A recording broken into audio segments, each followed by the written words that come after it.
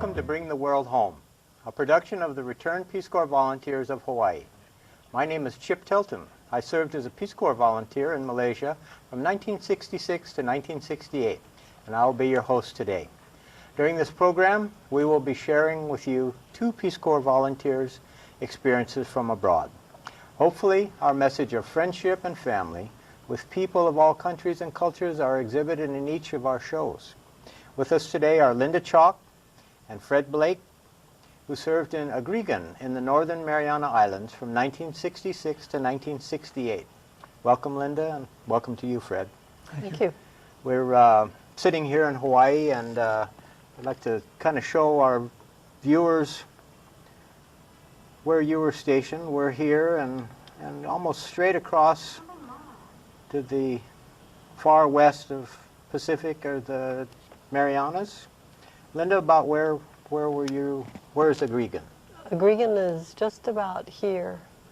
It's about 200 miles north of Saipan, 300 miles north of Guam, and just another about equidistance to Japan.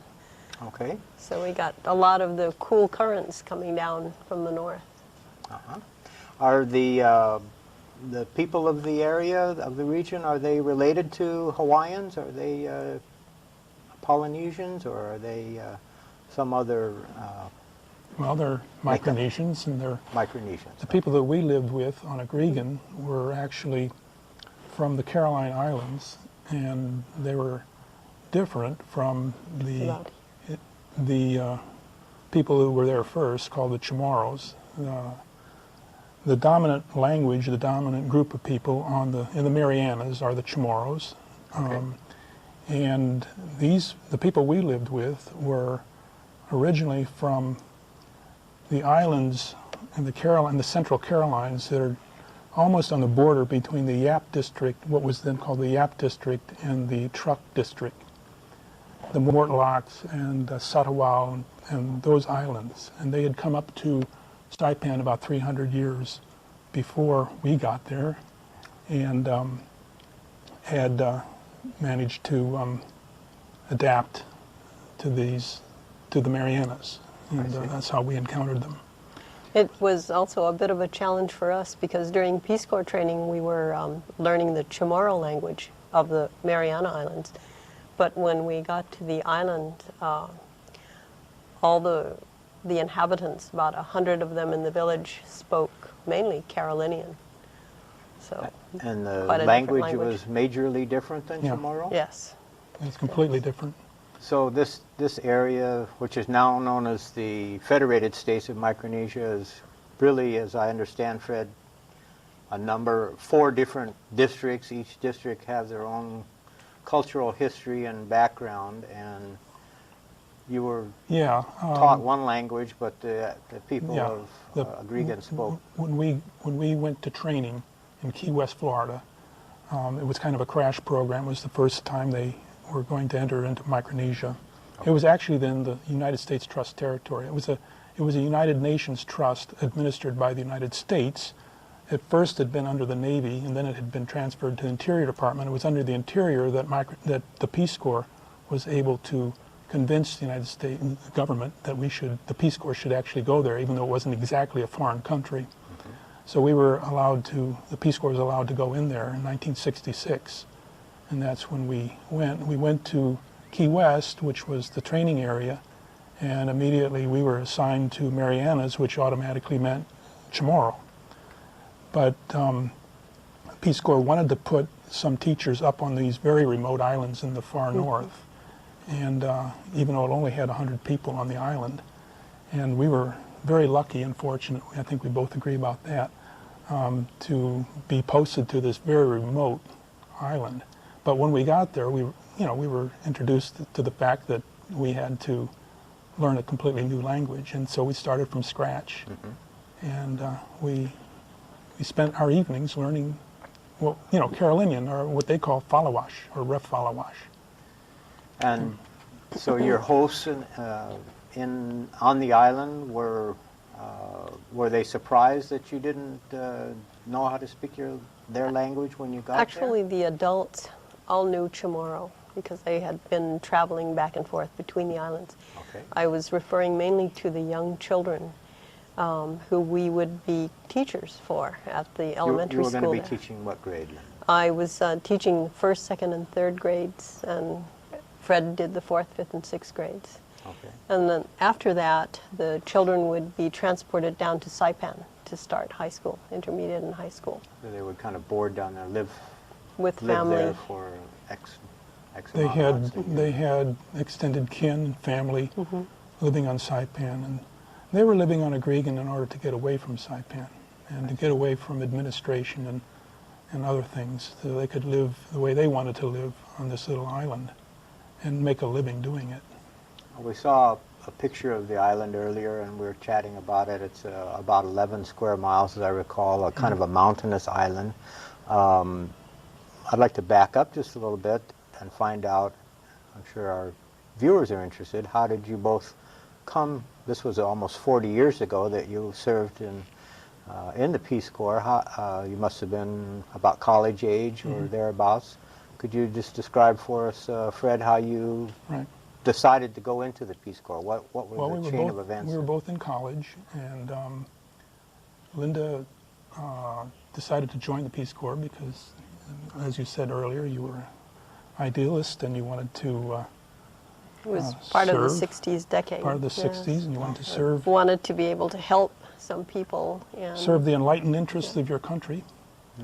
And so she joined, and they were going to post her to the Philippines.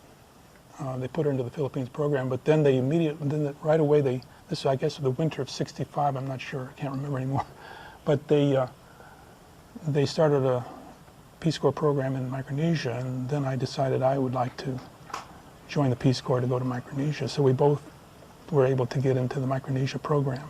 Oh, wonderful. And that's when we were bused to Key West and trained there. So as typical of Peace Corps programs, there was an invitation to have volunteers come into an area, in this case throughout the Marianas apparently, and in education, public health, other kinds of efforts that the Peace Corps was much involved in back in the beginning phase of Peace Corps I still existence. think of the 60s. I mean, we were, you two, we were in the Peace Corps in the decade when Kennedy actually started it. Yes. And I remember, I always think back to those times, the Peace Corps was really idealistic back then. And you could feel it in the people who administered us in the Peace Corps. I mean, they put us on this very remote island. I don't think they would do that now in Peace Corps. But they were willing to put 2 people on an island with 100 people on it. Well, this is exactly what I was going to say. It seems the modern description would be the cost effectiveness of it seems to stretch our budget nowadays, if you will. Which leads me to wonder, when you arrived there, the people knew of America, knew of the United States, I'm sure. How did they react to you, and how did you find them? Actually, before we got to Agregan and after the training in Florida, we spent some time on Saipan itself and got up to speed on the education department's curriculum, what they wanted us to teach in teaching English as a second language primarily to the elementary school kids. And the other aspect of Peace Corps in Micronesia was to assist in the health program. And so we did just a little bit of that. There was a medical corpsman on island, and I helped in the clinic when he had to administer some inoculations or take tests. Okay. But our primary mission there was education. When we arrived on island, I think you were saying that the people were very curious about the program. I think they were a little bit amazed that the United States would spend the time and the effort to send some volunteers to help this little village, very remotely. And we were very well received.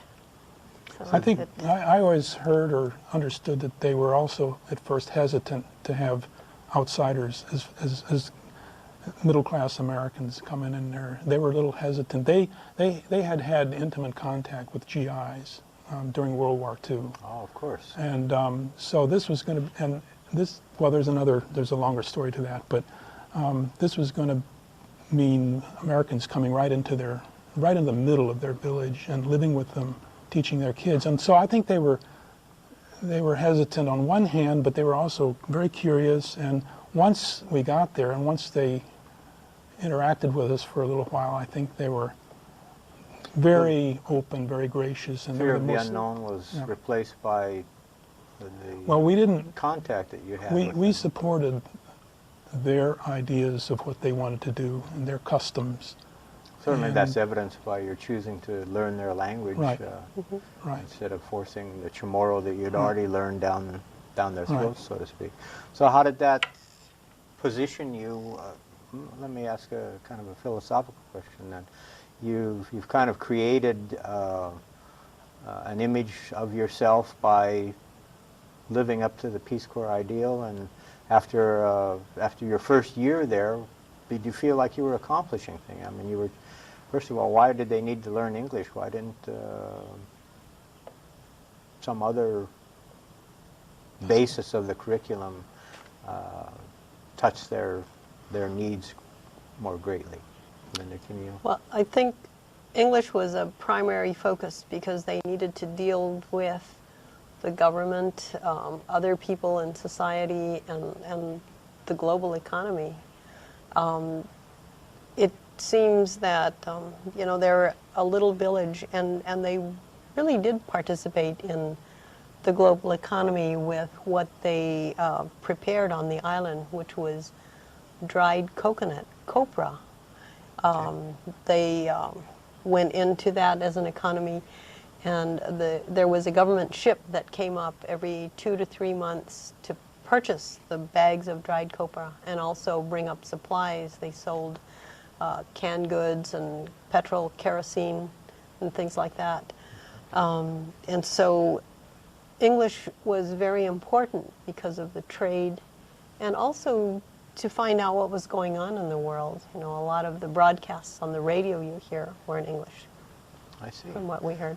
So did they have a worldview? Did you feel that they could see a bigger picture beyond the fringes of their island and beyond Saipan, where they might have? They didn't have intimate contact with the world that we know. They knew about it through listening to radio, through magazines that they got hold of, Look magazine and Life magazine and Homes and Garden and whatnot. They were able to page through those and look at things. We showed them a picture of the Muni Opera from St. Louis, in which there were 5,000 people all in the one audience, place. right. And they couldn't. They couldn't fathom the idea of so many people seated at one performance. Yeah. Well, obviously they boggled their didn't have mind. television back then. They didn't, No. and No. they didn't have a movie theater on the island. No. Maybe. Well, there was no. Did they have electricity? There was no real electricity. There was a generator for a radio that the Peace Corps insisted on having for our needs, but there was no electricity and there was no running water. I mean, we collected our water from rain. Catchment, okay. And, very similar to places still here in Hawaii. And then you said that copra was the I think our job basis of the economy. was trying to prepare them to what little degree we might be able to deal with the outside world, because they were hooked into it through the copra economy. And this is the first gift that they gave to me, was this sup-sup, that's what they call it. And Sup-sup. Yeah, it's a Turn it knife over, yeah. made for Turn it picking over. picking up dried coconuts on the ground. Pick it up on the ground like that, hold it in your hand and whack it, make a cut through it, flip it, and hopefully the bottom part of that cut is on the outside of your hand here, because when you whack it again, the blade goes right on through. You got two halves, and then of course you dig out the coconut, dry it, put it in bags, and then hopefully be able to sell it for some kind of And a that Yeah, was so decent their- weighed price. and sold.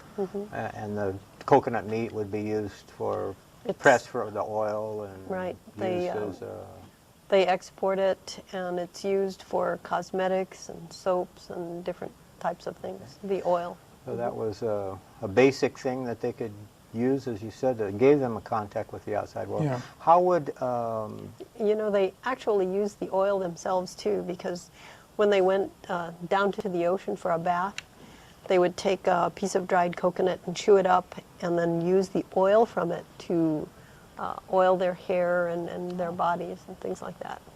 And Yeah, the then rinse coconut off is with a real fresh coconut water. economy. They use coconut for everything. sure For toddy in the evenings, the men would gather together relaxation?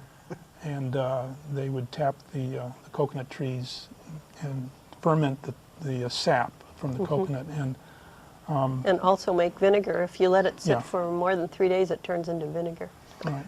So as your time progressed there, were they able to? Do you feel that they started to appreciate what you were trying to accomplish? And did they? I guess what I'm saying is, did they see a value in what you were trying to accomplish in their future, in their life, etc.? I think so. A lot of the parents were very grateful that their children had an opportunity to get an education.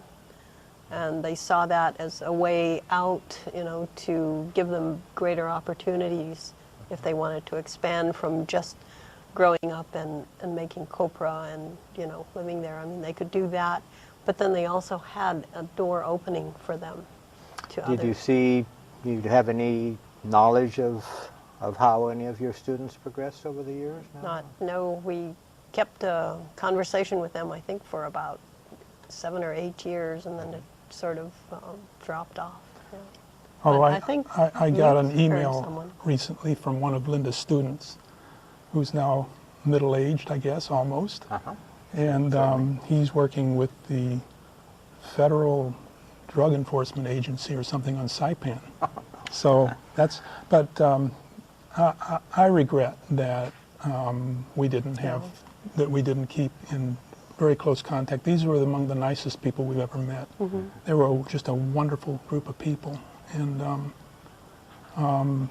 you know, we just got into other things after that. We Sure. went to China, Of basically, and that's what we, Well, you both started work studying. in, well, Fred, you're working in education Right. still to this day, and as I understand it, Linda, you're in information technology field. How do you, if at all, do you feel that your experience of almost 40 years ago, 35 years ago, has carried forward with you? Could you describe for our viewers? I feel very definitely. It gave me a better appreciation of other cultures and an understanding of how other people can be and how you can, I guess, live your life knowing that not everyone's the same, but there's so many different things, different parts of the world now, and there's so much strife because people cannot tolerate or make room for other ideas.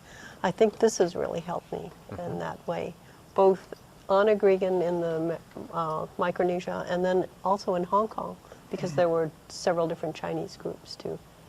yeah, for me it was the most significant 2 years of my life. And when I look back on my whole life, those are the 2 years that were most significant. They're really ingrained in me.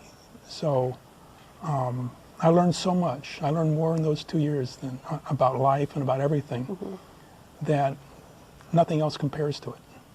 Well, one of the purposes of our show is to not only expose our viewers to the variety of cultures that Peace Corps experiences have afforded volunteers to share these kinds of things, but in hopes that perhaps some people will be stimulated to explore Peace Corps, or at least contact the Peace Corps now and find out what the Peace Corps might have to offer to them. we look for ways that people could become involved, and in the current world situation, do you think that that Peace Corps is a valid program still? Oh, Should it very be funded? definitely, Should people yes. want to get involved in this kind of service I nowadays? think through the Peace Corps, a lot of United States citizens can become peaceful ambassadors to other countries. I think that's very important. That's a very descriptive term, a peaceful ambassador. And then in your travels and contacts over the years, do you find yourself bringing up relating your experiences to the people that you meet, to colleagues and acquaintances and so forth? Oh, yes. How does that come Very much. to the fore? Well, for me, For you. it occurs in teaching. Sure. Because I am in anthropology, and even though that when we were on Agregan, I was not an anthropologist, I was a teacher, and I was known in the community as a teacher. But my experience there was, as I said, the most profound thing in my life, and so I do go back to those experiences, and talk a lot about it with people. But, you know, I think, Fred, well, while you were there, some of your anthropological training really helped the villagers, I think, to reach back into their culture. Because a lot of the young kids didn't know their songs, the chants, the dances, and things that were a part of them, you know. Yes. And so when you talked to them, you asked for them to teach us and also the younger children some of their dances and chants. And we formed a group to build a meeting house using the materials that we had, like the thatch. women would weave the fronds and the men would go out and get the stumps to hold, you know, to create the posts for the meeting house. Yeah, we made a dugout canoe Right. and went through all the old rituals for cutting down the tree and making this canoe. And I wore the thing you sewed, the Right. loincloth, The outfit, the traditional right. loincloth, to try to encourage the men who wanted to do that to go ahead and do it and not be shy about it. They had lost that tradition because of the GIs had made fun of them for wearing loincloths. And Sure. so they'd gone to wearing GI pants. And the Yeah. loincloths are a lot more efficient when you're living In that kind of circumstance. in that circumstance. Yeah. And so, we encouraged them to, if they wanted to practice their traditions with us present, we encouraged it. We got them to, we used tape recorders to get their songs and Yeah, we learned some of their songs. Oh, their That's nice. stories, life stories and all those things. So, well, your respect of their culture and your respect of their traditions that, what I'm hearing, were kind of vague to them, helped them to enjoy a renaissance of that culture, it sounds like. yeah, you could put it that way. It must be very But satisfying. I think that as much as they had their culture taken away from them by 4 different colonial systems, starting with the Spanish, the Germans, Japanese, Americans, they were very resilient. And I think what I would say is that we encouraged them in our presence to practice the culture that they wanted to practice. And that included a lot of their old traditions. And we were very happy to participate in that.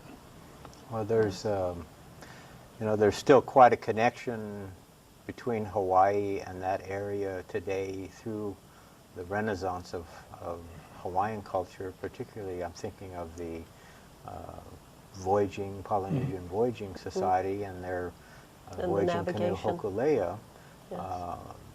The current voyagers learned the navigation, the ancient navigation ways from a man from Satawal, Right. Maupilo. Right. Yes. And he has given Hawaiian culture that foundation. He gave them that foundation on which that voyaging is experiencing a tremendous rebirth. And because of, as I understand it, because of the Hawaiians' interest in them, he went back home with renewed vigor to help spread the word amongst his own people, his own group of villagers and relatives who weren't really that interested in the beginning, 20 years or so ago, and one renaissance here in Hawaii sparked a further renaissance in Sadawal. It's a great connection that we get from just from two people on an island of 100, working with a small group. It really reflects the two-way communication and stimulation that's possible in the Peace Corps. We weren't just teaching English also. I just want to make that clear. I mean, we were supposed to teach the whole arithmetic, science, geography, everything. Biology, botany. Biology, everything. But we also, in the process, wanted to have them appreciate their own surroundings as much as possible. And teach us about their culture. In the process, teach us back. So we were as much students to our kids, to our little kids, as they were our students. Well, it sounds like the ideal interplay between a Peace Corps volunteer and the host country nationals that happens all over the world. We thank you for being with us today here in Hawaii. Fred Blake, Linda Chalk. It's a pleasure. I hope we'll have a chance to elaborate further. And to our viewers, we appreciate your tuning in and joining us. We hope that the information shared will stimulate you to investigate the opportunities in Peace Corps. Please join us next time when we visit another country and bring the world home. Aloha.